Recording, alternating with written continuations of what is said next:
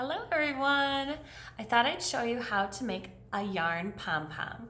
To make yarn pom-poms, you'll need some yarn, some scissors, and a piece of either cardstock or cardboard or like just thicker, stronger paper. And we cut it in a small rectangle. And so what I like to do is I usually cut a small notch so that I can put the first in there, and then I don't use the notch again. And then we wrap. And this is the part that does take a while, so feel free, I usually just kind of stick that on the floor. And you want to wrap a bunch of times so that the middle here is going to get nice and thick. There is no magic number. The thicker the yarn goes faster. Thinner yarn would take longer, but either is fine. I did have a student say who she used the thinner yarn to make a pom-pom and she wanted to make it fluffier. So she took it home and she used her hairbrush and brushed it out. And she ended up kind of like making a puffier looking pom-pom. So I'm just gonna make a small one. That way you don't have to watch me wrap yarn for several minutes.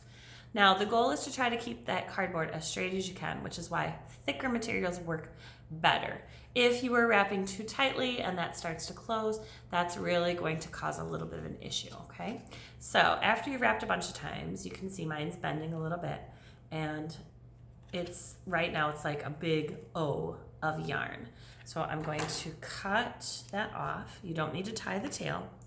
And I'm going to cut like a medium-sized piece of yarn. If you have a different color yarn, that even helps a little bit better with this next step. So to get it off, what I do is I hold here, I bend the cardboard, and you pull it off. Okay, so here's our little O, it's kind of like a donut. And what you're gonna do is you flatten it, and you're going to grab the middle of that O. So you got loops on the top, loops on the bottom, and now I'm going to tie that short piece of yarn around the middle. Now I usually kind of do it up towards my tummy because you want to do this really tight. So you might need a parent or an adult to help you do this. So I squeeze it really, really hard. And now I'm going to push down on the knot with one finger so I can get a second knot. The tighter you can get this knot, the better. There we go. Okay, now in this phase, it looks kind of like a bow tie. So we always talk about how that middle piece, that part we just tied, that's the most important part. Do not cut that, because that's what's holding everything together. But these other ends, the bow parts, you just stick your scissors in and you just start hacking away at them. And I would recommend doing it over a table, over a garbage can, because it's going to get messy. So wherever you see those loops on those sides, I'm gonna turn mine over, you want to cut them. And so different yarn's gonna provide a different texture. Keep cutting. And after you get all the loops cut, you can kind of fluff up your ball. Okay, I'm gonna have a couple longer pieces from where I tied it, which might be nice if you want to tie this onto a zipper. And wherever you have longer pieces, you just give them a little bit of a haircut, which is kind of fun. And so I'm gonna grab a quiet critter really quick so I can just show you what you could turn them into. All